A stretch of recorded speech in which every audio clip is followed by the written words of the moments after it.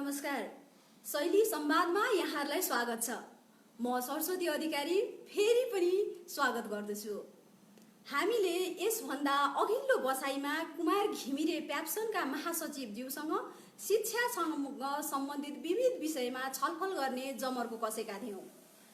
आज हाम्रो निमन्त्रणालाई स्वीकार गरेर पाल्नु भएको छ कुमारी लामाज्यू। आजको हाम्रो लाइभ थोरै विशेष छ। विशेष त हरेक दिनकै थियो, विशेष यस मानेमा छ कि शैली थिएटरले लकडाउनको समयलाई चाहिँ मध्यनजर राखेर विश्व बाल कविता 2077 आयोजना गरेको थियो, जसको नतिजा पनि प्रकाशन भइसकेको छ। मैले यो भन्दा पनि अघिल्लो सेसनमा चाहिँ जानकारी दिएको थिएँ।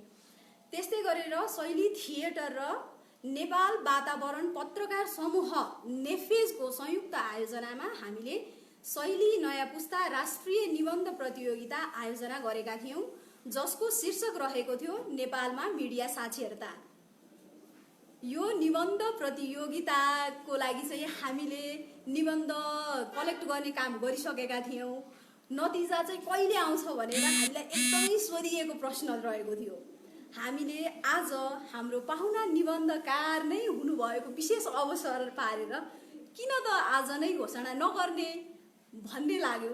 त्यही भएर आज हाम्रो पाहुनाले यहाँहरूलाई शैली नयाँ पुस्ता राष्ट्रिय निबन्ध प्रतियोगिताको नतिजा घोषणा गर्नुहुनेछ। अब यति भनिसकेपछि गफ नै सुरु गर्दा राम्रो होला। अघि पनि भनेको थिएँ, हामीसँग आज पाहुना हुनुहुन्छ निबन्धकार समीक्षक कुमारी लामाज्यू। दिदी स्वागत छ यहाँलाई। धन्यवाद। नमस्ते। लकडाउनमै जाउँ है दिदी। जाउँ। लकडाउनको परिदृष्ट भनौँ, अनि यहाँको लकडाउनको अनुभव चाहिँ के रह्यो दिदी? लकडाउन एक्कासी हामी नेपाली जनताले लकडाउनको सामना गऱ्यौँ। सम्भवतः यो इतिहासमै पहिलो पटक यस्तो खालको परिस्थितिको सृजना भएको हो।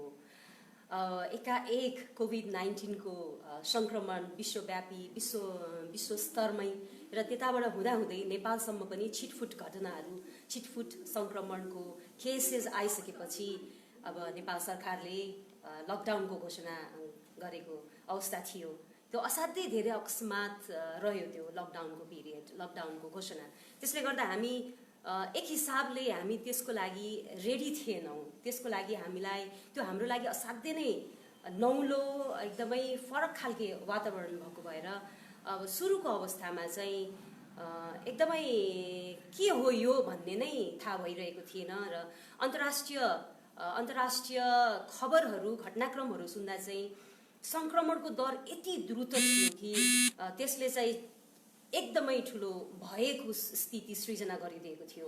अनि हामीलाई एकातिर गभर्मेन्टले लकडाउन भनेर घोषणा गरेको अवस्था र समाचारका पृष्ठहरूमा समाचारभरि सामाजिक सञ्जालदेखि लिएर इन्टरनेटभरि नै जहिले पनि संक्रमणको सङ्ख्या बढिरहेको अवस्था देख्दाखेरि चाहिँ एउटा भयको वातावरण तयार भयो सुरुको अवस्थामा एकदमै धेरै। तर जब त्यो लकडाउनको पिरियड हप्ताबाट 10बाट 20 हुँदै महिनातिर लम्किसकेको अवस्थामा चाहिँ लगभग त्यो सुन्दै गरेको अवस्था पनि सामान्यकरणतिर गएको हो कि भन्ने जस्तो पनि अवस्था सृजना भयो। र मेरो आफ्नो पर्सनल्ली चाहिँ मेरो आफ्नो व्यक्तिगत अनुभूतिमा मैले पनि त्यही अनुसारको मानसिकताबाट गुज्रेको हो। सुरुमा असाध्यै त्रास, असाध्यै भए, घरको बार्दलीबाट पनि बाहिर च्याउन हुन्छ कि हुँदैन भनेको जस्तो पनि वातावरण रहेको थियो सुरुमा।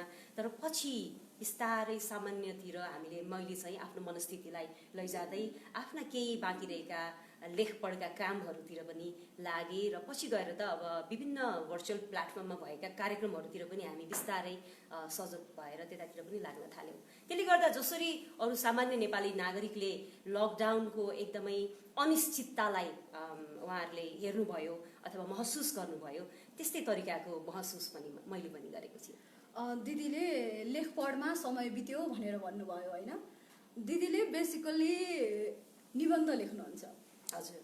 के छ दिदी निबन्धको माहौल के छ? यहाँलाई चाहिँ निबन्ध नै किन लेख्न मन लाग्यो? अनि दिदीको स्टाइल चाहिँ व्यक्तिपरक छ, आत्मपरक भनौँ।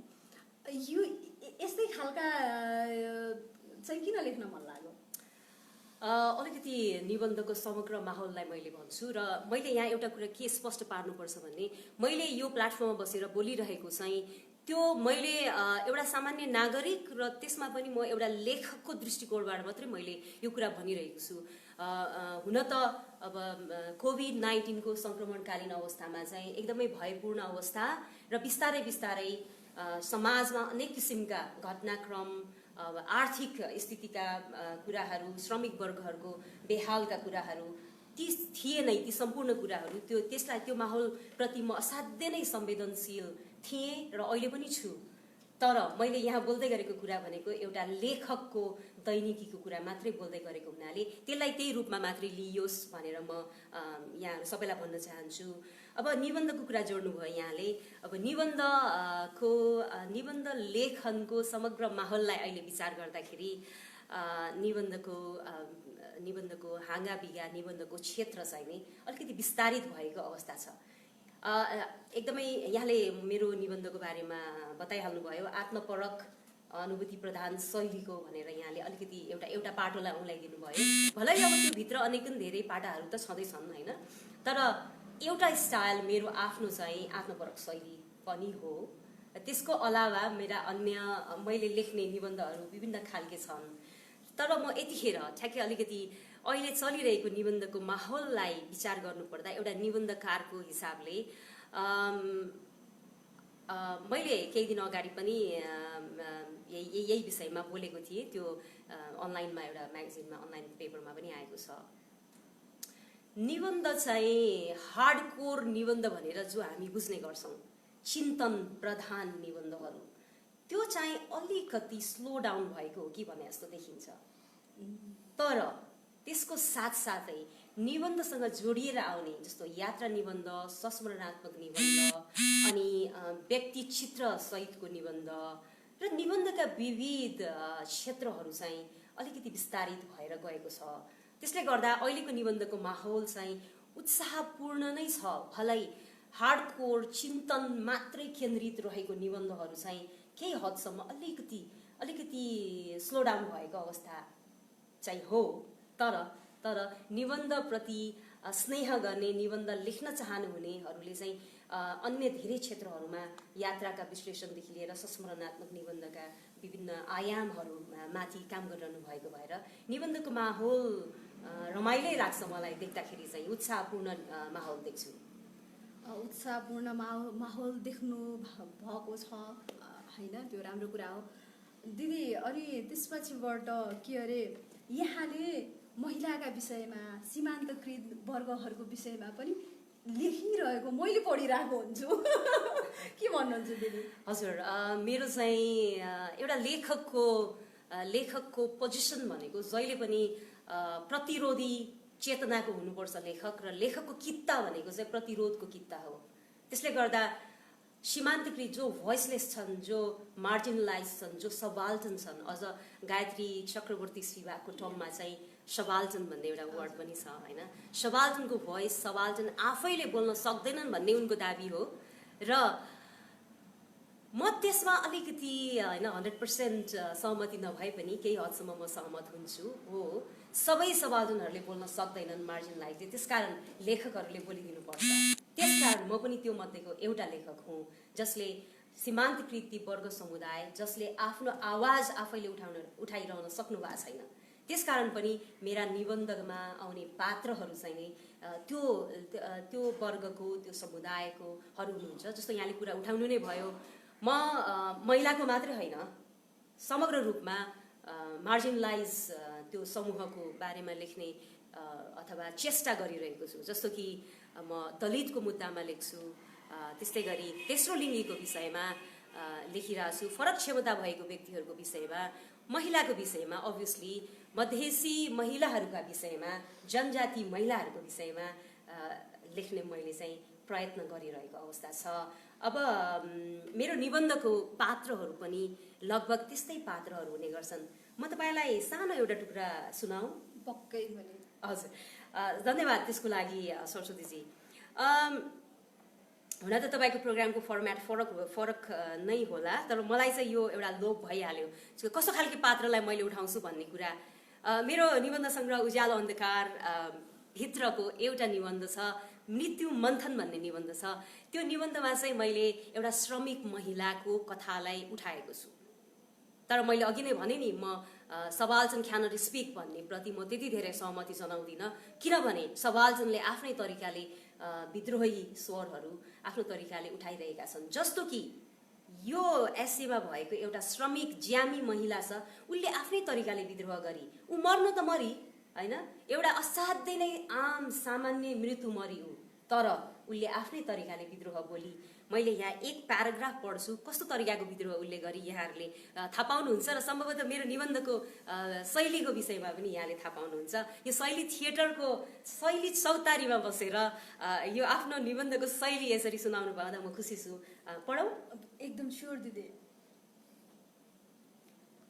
गरेकै हो उसले नजानिदो विद्रोह त आफ्नै जीवनसँग, कहिले टेरिन लोग्नेको कुरा, एक बिन्दास ज्यामी आइमाई, ठेकेदारलाई पनि टेरिन, मन नलाग्दा गइन काममा र लम्पसार सुतिदी दिनभर, गोडाचारिक नानी पनि जन्माई, तर केटाकेटी उसले भन्दा बढी लोग्नेले स्याहार्यो। लालाबाला सहित बसाई सरिरह्यो उसको परिवार काठमाडौँमा बग्ने ढलखोलाका अनेक सुकुम्बासी बस्तीहरूमा। कहिले एउटाले कहिले अर्कोले उनीहरूलाई ती छाप्राहरूबाट पनि बारम्बार लखेटी नै रहे। उनीहरूका नाममा धेरैको महल ठडियो, तर खास सुकुम्बासीहरू उस्तै रहे। भाग्दा भाग्दा थाकेर केही समय अघि भाडाको घरमा सरेको थियो त्यो परिवार, तर अझै पनि उही ढल बग्ने खोलाको दुर्गन्धहरू खेपेरै बस्नेहरू धेरै छन्। रोग भोग गरिबी र दुर्गन्धका सहयात्रीहरू, उनीहरूकै पसिनामा उभिन्छ छाप्रो छेउमा विशाल महल अनि फ्याँक्छन् महलवासी तिरस्कारपूर्ण नजर उनीहरूतिरै। आखिर यो देश कसको हो? किन छ महल र छाप्रो बीचको डरलाग्दो खाडल? यहाँ रन्थनिन्छ मन, तातिन्छ दिमाग। उपचार पाउँदै मर्नु र उपचार गर्न नसकेर मर्नु त फरक हो नि, होइन? त्यसैले त स्वीकार गर्न बाध्य भएको छु, मृत्यु पनि वर्गीय हुने रहेछ। धन्यवाद। साह्रै नै मार्मिक दिदी। वर्ग सीमान्तकृत भयो, म त यदि डुबेछु भने अलमल्ल भइरहेछ। यहाँले भन्नुभयो जस्तै सीमान्तकृत वर्ग, सबल्टनको भोइस बोल्छु भनेर भन्नुभयो, लेख्ने चेष्टा गर्छु भनेर भन्नुभयो। लेखिएका कुराहरू जसले सुन्नुपर्ने हो, जसका लागि लेखिएको हो, त्यहाँसम्म पुगेको छ त? नपुगे पनि त लेख्दै त हुनुहुन्छ नि, किन लेखिरहनु भएको छ? यो असाध्यै गम्भीर प्रश्न हो। हेर्नुहोस् है, यो असाध्यै गम्भीर प्रश्न हो। यसको जवाब सम्भवतः मसँग छैन, स्पष्ट जवाब छैन। तर लेख्ने किन भन्ने प्रश्न चाहिँ एउटा महत्त्वपूर्ण प्रश्न हो। भलै त्यो ज्यामी महिला जो मरी, यत्तिकै मरी, तर उसले आफ्नो तरिकाले विद्रोह छेडेर मरी, त्यो कुरा मैले उठाउँदाखेरि त्यो हामी समग्रको लागि एउटा पाठ हो, एउटा इक्जाम्पल पनि हो, र त्यसको साथसाथै के पनि हो भन्दाखेरि एउटा आम मान्छेहरू कसरी जीवन बाँचिरहेका छन् र कसरी मरिरहेका छन्, र भोट ब्याङ्कको रूपमा जनप्रतिनिधिहरूले उनीहरूलाई प्रयोग गरिरहेका छन्। तर जब उनीहरूलाई खाँचो पर्छ, जब उनीहरूको घरमा चुल्हा बल्दैन, जब उनीहरूका घर खेतहरू, तब उनीहरू आफू एक्लै हुन्छन् लड्नका निमित्त। र सरकारी अस्पतालको एउटा त्यो गरिबले पाउने एउटा बेडमा मर्न उनीहरू बाध्य हुन्छन् र उनीहरूका उपचार नभइकन मर्न बाध्य हुन्छन्। वास्तवमा यो एउटा समाजको चित्र हो। त्यसकारण लेखकले गर्ने भनेको, देखाउने भनेको पनि समाजको रियल चित्र हो, किनभने अरूले चाहिँ त्यो रियालिटीलाई ढाक्ने काम गर्छ। रियालिटीको कुरा गर्दाखेरि धेरै राइटरहरू यस्ता छन् जो चाहिँ बन्द कोठामा बसेर लेख्छन्। यहाँ त फिरन्ते राइटर भने सुन्छु नि म त। फिल्डमा गएर पात्रहरूसँग भेटेर अनि लेख्नुहुन्छ अरे के फरक रहेछ दिदी बन्द कोठामा लेख्नु, त्यसपछि बाहिर गएर फिल्डमा गएरै प्रत्यक्ष रूपमा भेटेर लेख्नु के फरक रहेछ अनि यहाँलाई किन घुमिराख्न बाध्य बनाउँछ? यस्तो हो सरस्वतीजी, मेरो विधा भनेको चाहिँ गैराख्यान हो। मैले चाहिँ कल्पना लेख्न मलाई त्यति धेरै छुट छैन। भलै मैले चाहिँ मेरो शैलीगत हिसाबमा मैले काल्पनिक कुराहरू पनि केही कुरा राखौँला, तर गैराख्यानको विधा र मैले लेखेको निबन्धको विधा भनेको चाहिँ यो रियालिटी बेस्ड होइन, अथेन्टिक स्टोरीलाई ल्याउनुपर्छ। र त्यसको लागि मैले कोठामा बसेर कल्पनामा डुबेर लेख्नको लागि मलाई छुट छैन। त्यसको लागि म समाजमा जानुपर्छ, पात्रहरूसँग भेट्नुपर्छ र समाज भनेको त्यो ज्ञानको क्षेत्र हो। हामीले किताबी ज्ञानले मात्रै ज्ञान होइन कि हाम्रो किताबी ज्ञान मात्रै ज्ञान भनेको चाहिँ मुख्य ज्ञानको केन्द्र भनेको हाम्रो समाज हो। समाजमै नगइकन मैले के कुरा लेख्ने र के कुरा चाहिँ प्रस्तुत गर्ने त हैन? त्यो यात्राको लागि मात्रै होइन, त्यो समाज बुझ्नको लागि पनि हो, समाजसँग साक्षात्कार हुनुको लागि पनि हो, अझ त्यो भन्दा पनि अझ गहिरिएर हेर्ने पनि हो, माटोसँगको साक्षात्कार पनि हो।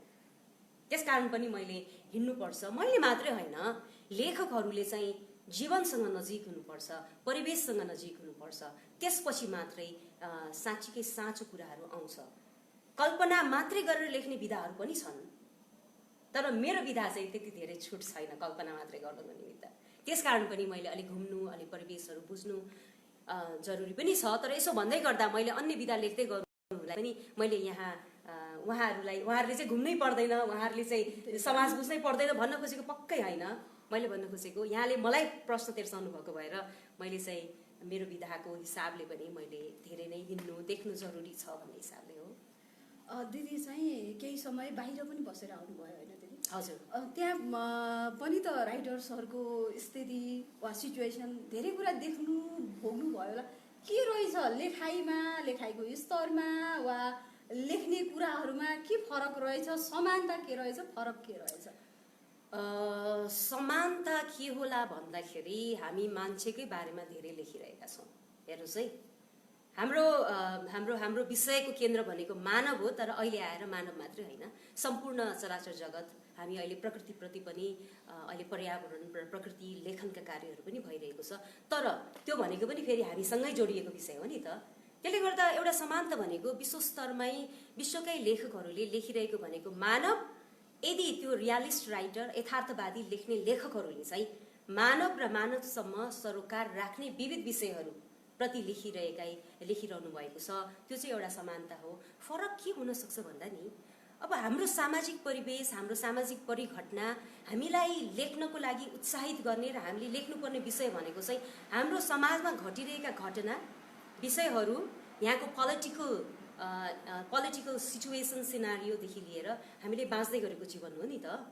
त्यसले गर्दा हामीले बाँच्दै गरेको जीवन र युरोपमा बाँच्दै गरिएको जीवनको बिचको केही चाहिँ फरक छ हैन? उनीहरूले विभिन्न समयावधि पार गरेर एउटा विकासको चरमचुरीमा पुगिसकेको, उनीहरू अहिले अलि बेसी चाहिँ नि एक्सपेरिमेन्टल राइटिङहरूतिर पनि गएका छन् हैन? अथवा समाजलाई अझ धेरै गहिरिएर अझ साइकोलोजिकल इस्युहरूप्रति धेरै नै चासो राखेका विषयहरू लेखिरहेको र एक्सपेरिमेन्टलमा पनि एकदमै कल्पनाको अति उडान भएका लेखनहरू पनि लेखिरहेको त्यो अवस्था देखिन्छ। त्यसले गर्दा समानता पनि छ, भिन्नता पनि छ। हेर्नुहोस्, किनभने हामीले बाँचिरहेको पर्यावरण र ब्रह्माण्ड त फेरि एउटै हो नि त। जसरी कोभिडको संक्रमण विश्वमा छ, त्यसै गरी हामीमा पनि छ। मलाई लाग्छ यो कोभिड-19 संक्रमणको अवस्थाले धेरै अब एउटा नयाँ डिस्कोर्स क्रिएट गर्नेछ साहित्यमा, त्यो अन्तर्राष्ट्रिय स्तरमा र हाम्रो राष्ट्रिय स्तरमा पनि। हजुर, म त्यतैतिर पनि आउँदै थिएँ। अब कोभिड पछिको लेखकीय अभ्यास वा भनौँ लेखकीय परिवर्तनहरू के कस्ता होलान् भन्ने यहाँले आकलन गर्नुभएको छ? यो पनि फेरि अर्को एकदमै महत्त्वपूर्ण प्रश्न हो। अब अहिले हामी आकलन मात्रै गर्न सक्छौँ, तर के चाहिँ सुनिश्चित हो भने कोभिड-19ले एउटा फरक डिस्कोर्स, एउटा फरक भाष्य चाहिँ क्रिएट गरेको छ। कम्तीमा यसले अहिले यतिखेर यो अवधिमा यस अवस्थामा मैले उभिएर के दाबीका साथ भन्न सक्छु भन्दा कोभिड-19ले अथवा यसले विश्वव्यापी रूपमा गरिरहेको संक्रमणले चाहिँ एउटा भयको सृजना गरिदिएको छ। हामी असाध्य नै आक्रान्त छौँ, डर त्रासको साइकोलोजी हामी बोकेर हिँडिरहेका छौँ। यो आफैमा एउटा नयाँ डिस्कोर्स हो। जसरी अघि केही समय अगाडिको कुरामा पनि हामीले ट्रमाको कुरा गरिरहेको थियौँ नि, होइन? ट्रमाको जस्तै यो पनि एउटा कोभिड-19ले क्रिएट गरेको एउटा फियर साइकोलोजी व्याप्त छ र त्यसको अलावा यसले पारेको समाजमा, यसले अर्थमा पारेको, यसले अब पार्न सक्ने विभिन्न वर्गीय भाषका कुराहरू झन् विकराल छ। त्यसले गर्दा मलाई लाग्छ हामी समग्र रूपमा हामी सबै नै यसबाट असरमा छौँ यसको सङ्क्रमणबाट। त्यसले गर्दा यसले नयाँ सामाजिक, मनोवैज्ञानिक, आर्थिक स्थिति सृजना गर्छ, समाजमा गरिरहेको पनि छ विश्वमा। र यसले साहित्यमा पनि निश्चित रूपमा यसले एउटा फरक भाष्यको निर्माण पनि गर्नेछ भन्ने चाहिँ मलाई लाग्छ। यसले निश्चित रूपमा केही न केही चाहिँ गर्छ। अब हामी आह्वानतिर जाउँदैनौँ। आह्वान कस्तो खालको चाहिँ ग्रुप हो, किन फर्म भयो? 2 वर्ष बित्यो नि, होइन? हामी धेरै बितिसक्यो नि। अझ धेरै बितिसक्यो। मलाई 2 वर्ष भन्ने थियो। धेरै बितिसकेछ। के कस्ता अनुभवहरू छन् गर्भकथादेखि लिएर आएर अहिलेसम्मको छोटकरीमा? खुसी लाग्यो तपाईँले हाम्रो आह्वान समूहको बारेमा अलिकति कुरा उठाइदिनु भयो। मलाई खुसी लाग्छ त्यो कुरा सेयर गर्न पाउँदा। म आह्वान नामक साहित्यिक समूहमा छु। यो चाहिँ खुसी लाग्छ हामी गर्वसाथ भन्न पाउँदा कि म, कुमारी लामा, साहित्यकार उमा सुवेदी र डाक्टर अर्चना थापा आख्यानकार, समीक्षक, समालोचक हुनुहुन्छ। हामी 3 जनाले 6 वर्ष अगाडि एउटा परिकल्पना गऱ्यौँ। कस्तो खालके भन्दाखेरि जति पनि साहित्यिक प्लेटफर्महरू हुन्छ त्यहाँ हामीले देख्दै गर्दाखेरि साहित्यिक मञ्चहरूमा होस् अथवा बोल्ने प्लेटफर्महरूमा होस्, महिलाहरूभन्दा पुरुषहरू धेरै हो। बोल्न चाहिँ फेरि महिलाको विषयमा बोलिरहेको तर पुरुषहरू अत्यन्त धेरै मञ्चहरूमा बसिरहनु भएको, बोलिरहनु भएको देख्यौँ। तर म यहाँ फेरि पूर्वाग्रही रूपमा भनिरहेको छैन।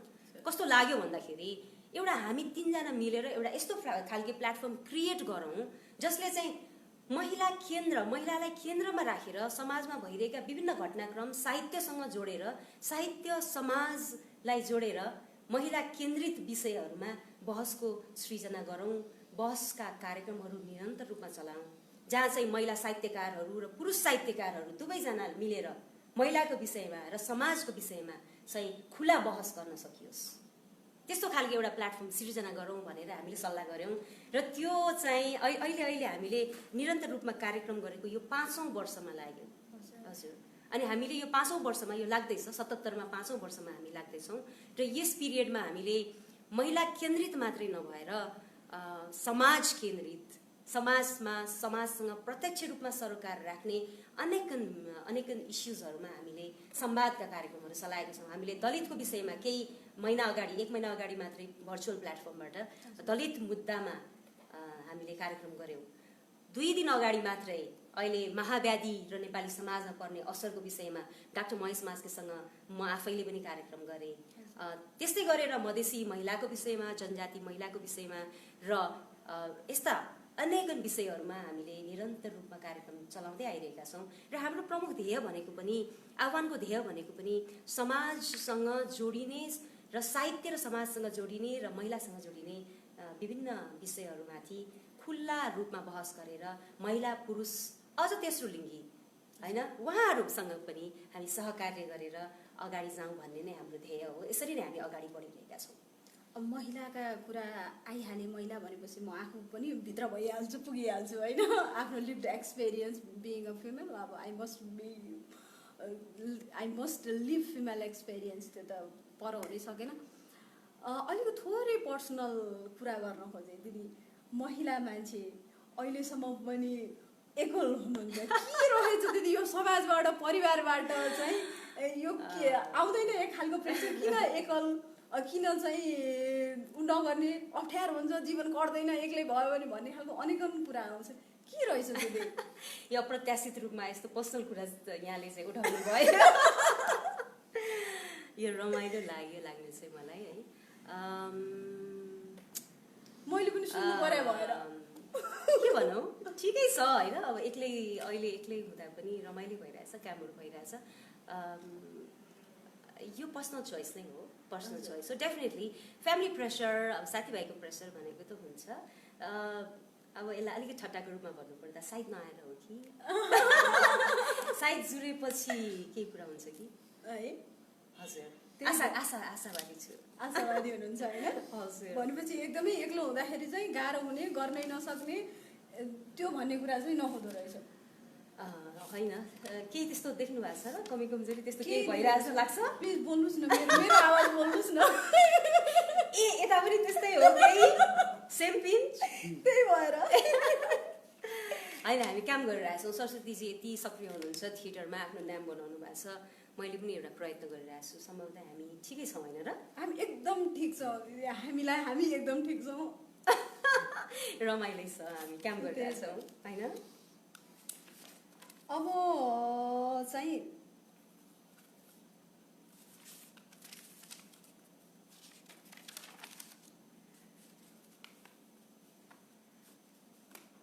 हामी अघि एकछिन चाहिँ यो पर्सनल कुरा गर्न लाग्यौँ कि फेरि हराइहाल्दो रहेछौँ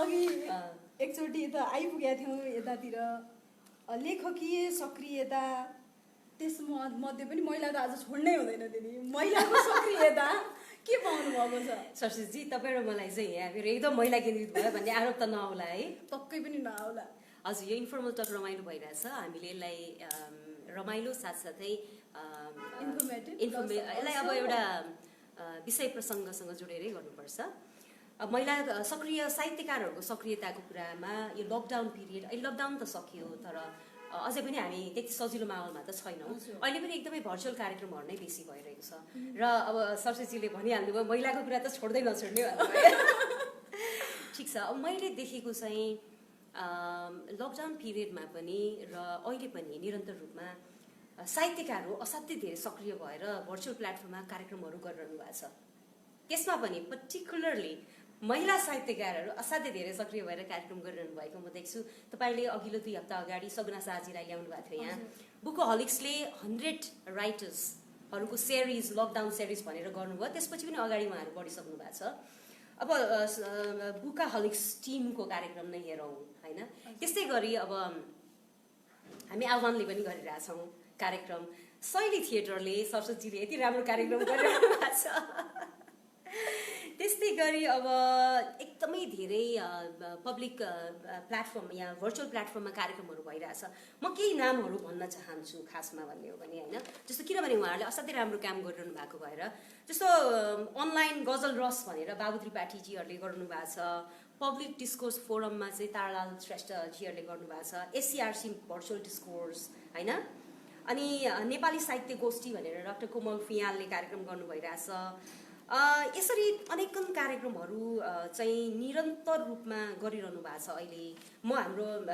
रञ्जना निरौलाजीले गरिरहनु भएको कार्यक्रमहरू पनि देख्छु अनि पब्लिक नामा भन्ने हाम्रो भारतीय नेपाली साहित्यकारहरूले गरिरहनु भएको छ यस हिसाबले यो चाहिँ मैले एउटा साहित्यसँग रिलेटेड मात्रै भनेको त्यस्ता धेरै भर्चुअल प्लेटफर्महरू छ जहाँ अत्यन्तै सक्रिय रूपमा कार्यक्रमहरू भइरहेछ यसमा पनि महिला साहित्यकारहरू असाध्यै धेरै सक्रिय र यस अवस्थामा अझ तपाईँले नसोध्नु भएको कुरा पनि भन्नु अलिकति प्लिज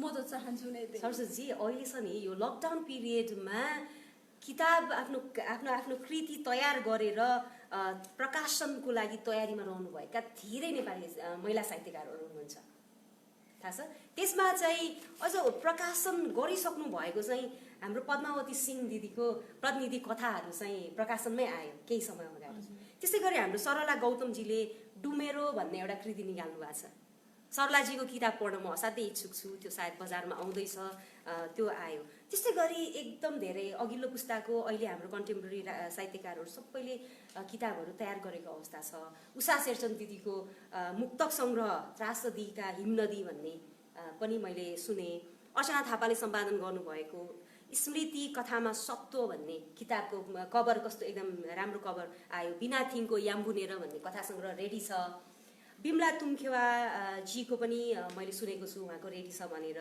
अनि सीमा आवासजीको अनि माया ठकुरी दिदीको कथा सङ्ग्रहहरू रेडी छ हेर्नुहोस् त यहाँ लिस्टै कति लामो भयो नि त्यही भएर साहित्यकारहरू त्यसमा पनि महिला साहित्यकारहरू असाध्यै धेरै सक्रिय भएर काम गरिरहनु भएको मैले देखिरहेको छु यो उत्साहप्रद समय हो खासमा उत्साहजनक पनि भयो खुसीको कुरा पनि भयो साहित्यकारहरूले कृतिहरू निकाल्दै हुनुहुन्छ। अभियसली यो खुसीकै कुरा हो। अनि चाहिँ दिदी महिला साहित्यकारहरूले चाहिँ लेखिएका कुराहरूमा टिप्पणी आउँछ नि, खालि आँसुका भए घरभित्रका कुरा मात्रै भए चाहिँ एउटा लेभलमा चाहिँ लेख्दैनन् भन्ने खालको आरोप सुनिन्छ नि दिदी, के लाग्छ यहाँलाई? त्यो आरोप मात्रै हो, स्ट्रेट भन्दाखेरि त्यो आरोप मात्रै हो। महिलाले लेखेका कृतिहरूलाई गरिने पूर्वाग्रह पनि हुन सक्छ, तर अहिले आएर माहौल अलिक फरक भएको छ। महिलाले के घरको कुरा नलेख्नु, आँसुको कुरा नलेख्नु, त्यो त एउटा हिस्ट्री हो, त्यो लिभिङ हिस्ट्री हो। त्यसले त हाम्रो समाजको एउटा पाटोलाई उजागर गर्छ। हामीले त अहिले हिस्ट्री भनेको राजनैतिक आन्दोलनहरू मात्रै इतिहासमा दर्ज हुनुपर्छ भन्ने होइन नि, ठुल्ठुला राजनैतिक घटनाक्रमहरू मात्रै इतिहास होइन। महिलाले भोगेको इतिहास होइन त। महिलाहरूको घरभित्र बााउन्डेड भएर बस्नु उनीहरूले भोगेको इतिहास हो। त्यो कुरा भोलि पर्सिका हाम्रा दस्तावेजीकरण हुनुपर्छ नि। अहिलेको इतिहास किताबमा, अहिलेका साहित्यमा, महिलाहरूले लेखिरहनु भएको साहित्यमा आएका महिला अनुभूति भनेको त त्यो अनुभूतिको इतिहास हो, त्यो आउनुपर्छ। यसरी नै लेखिने हो इतिहास भनेको।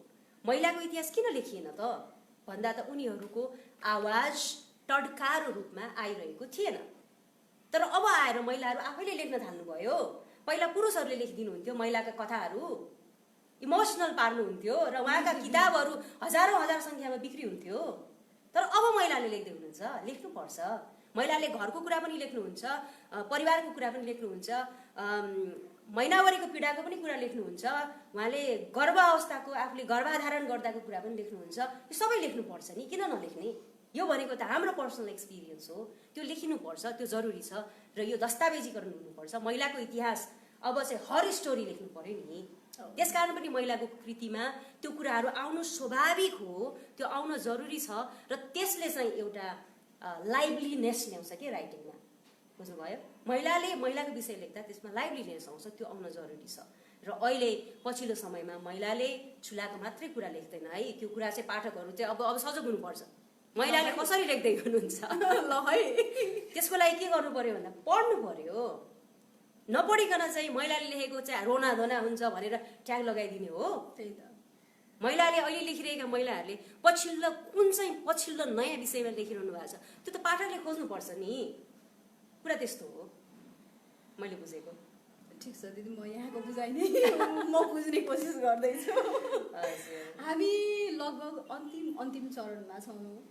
यतिन्जेलसम्म चाहिँ हामीले रमाइलो गर्दै अनि त्यसपछिबाट विषयवस्तुमा केन्द्रित हुँदै कुरा गरिरहेका छौँ।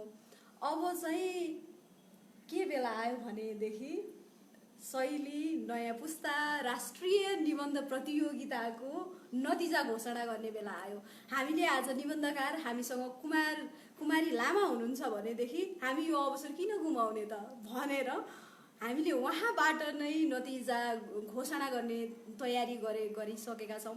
यति बेला दिदीको हातमा रिजल्ट पनि आइसकेको छ। तयार रहनु होला, अब सुन्नु होला। हामीलाई यति जिज्ञासा आइरहेको थियो, भाइ बहिनीहरू यति उत्साहित हुनुहुन्थ्यो।